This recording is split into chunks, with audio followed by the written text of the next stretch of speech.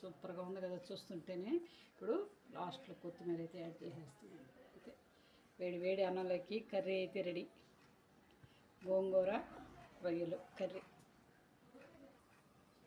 రొయ్యలు గోంగూర కలిపి కర్రీ అయితే చేస్తున్నాను.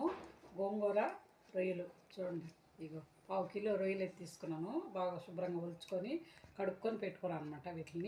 వీటికి చిన్న కప్పుతో 2 కప్పులంత గోంగూర చిన్న కట్ట 2 కట్టలు తీసుకున్నాను. ఎర్రగడ్డలు ఒక 2 చిన్న సైజు, పచ్చిమిర్చి ఒక 4, టమాటాలు ఒక 2. ఇప్పుడు కూర ఏ విధంగా చేయాలో చూపిస్తాను.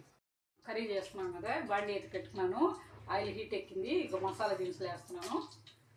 చేసుకునేదానికి గోంగూర రొయ్యలకి చూడండి, మనం కట్ చేసి పెట్టుకున్నటువంటి పచ్చిమిర్చి ఎర్రగడ్డలు 2 వీటిని బాగా వేసుకోవాలా. చూడండి ఈ విధంగా ఒక దోరగా వేయించుకుంటే బ్రౌన్ కలర్ రావాలన్నమాట. ఆనియన్స్ అనేది బ్రౌన్ కలర్ వస్తే తర్వాత మనం అల్లం వెల్లుల్లి పేస్ట్, గోంగూర అవన్నీ వేయాలి. కొంచెం గల్లుప్పు యాడ్ చేస్తాం త్వరగా మగ్గపోయింది. కొంచెం సాల్ట్, గల్లుప్పు వీటిని కొంచెం మగ్గనిచ్చుకుంటాము. తర్వాత మనం కర్రీ అనేది ఏ విధంగా చేయాలో బ్రౌన్ కలర్ అయితే వచ్చేసేవి.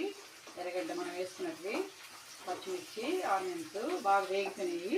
ఇప్పుడు నేను అల్లం వెల్లుల్లి పేస్ట్ చూడండి ఈ విధంగా వేస్తున్నాను. బాగా దీన్ని వేయించుకోవాలన్నమాట. బాగా అల్లం వెల్లుల్లి పేస్ట్ని బాగా ఫ్రై చేయాలి, లేదంటే పచ్చివాసన లేదంత వరకు.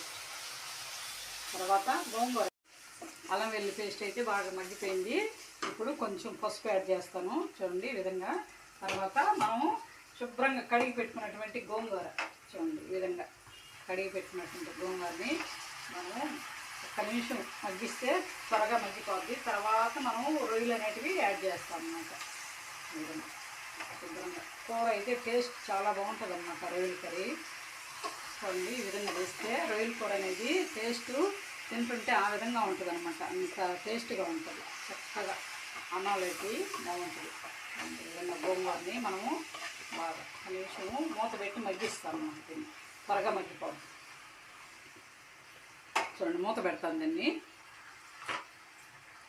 చూడండి మూత పెట్టి 1 నిమిషము అట్లా మగ్గిస్తాం. మనకు గోంగూర మగ్గిపోతే చాలు. చూడండి మూత అయితే తీసాను. గోంగూర చక్కగా మగ్గిపోయింది చూసారా. ఈ విధంగా చూడండి మనం వేసినటువంటి గోంగూర బాగా నీట్గా మగ్గింది. ఇప్పుడు మనం కట్ చేసి పెట్టుకున్నటువంటి టమాటాలు ఒక 2 చిన్న సైజు టమాటాలు అన్నమాట వేసుకున్నాము. ఇప్పుడు నెక్స్ట్ కారము చూడండి 1 టేబుల్ స్పూన్ కారం అయితే వేస్తున్నాము.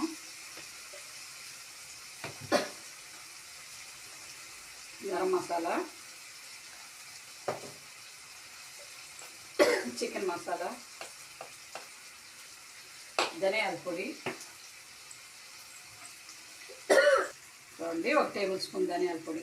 ఇవన్నీ యాడ్ చేసిన తర్వాత వీటిని బాగా కలుపుకోవాలన్నమాట నీట్గా. చూడండి మనకు ఈ విధంగా చక్కగా మనం ఇందాక గల్లుప్పు అయితే వేసాం కదా, మళ్ళీ చూసుకొని తర్వాత యాడ్ చేస్తాం అన్నమాట. చూడండి ఈ విధంగా అన్నీ తీసుకున్నాం కదా. ఇప్పుడు రొయ్యలు కూడా యాడ్ చేస్తాం అన్నమాట. చూడండి ఇది మనం ఒలిచి పెట్టుకున్నటువంటి రొయ్యలు వీటిని శుభ్రంగా ఈ విధంగా వేసుకొని కలిపెట్టుకుంటే వాటిని బాగా నీట్గా తిప్పుకోవాలన్నమాట. అన్నింటి 4 వైపులా కలిసి పెట్టుకోవాలి. ఈ విధంగా మూత పెట్టుకుంటాం 1 నిమిషము.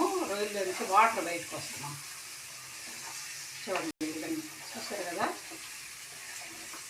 ఇప్పుడు 1 నిమిషం నేను మూత పెడతాను అన్నమాట. ఈ విధంగా మూత పెట్టి తర్వాత వాటర్ అనేది బయటకు రావాలి. మనం చేసుకున్నటువంటి కర్రీలోకి నేను వాటర్ అయితే యాడ్ చేయలేదు. చూడండి చక్కగా వాటర్ ఇదే వచ్చాయి. మనకు వాటర్ కావాలంటే కొంచెం యాడ్ చేసుకోవచ్చు, కర్రీ కావాలి కదా. చూడండి ఈ విధంగా బాగా మంచి గుమ్మగుమ్మలు ఆడిపోతుంది కూర అయితే. చూడండి ఈ విధంగా చేసుకొని వేడి వేడి అన్నంలోకి తింటే టేస్ట్ అయితే చాలా బాగుంటుంది అన్నమాట. చూడండి మా మనవాడికి ఇష్టం బాగా ఇట్లాంటి కర్రీస్ అంటే. చిన్నప్పటి నుంచి బాగా అలవాటు చేసాను మా మనవాడికి. అందుకని చూడండి కొంచెం వాటర్ అయితే యాడ్ చేస్తుంది. చూడండి కొంచెం అంటే మనకు గ్రేవీ కావాలి కాబట్టి అందుకోసమని కొంచెం వాటర్ యాడ్ చేశాను.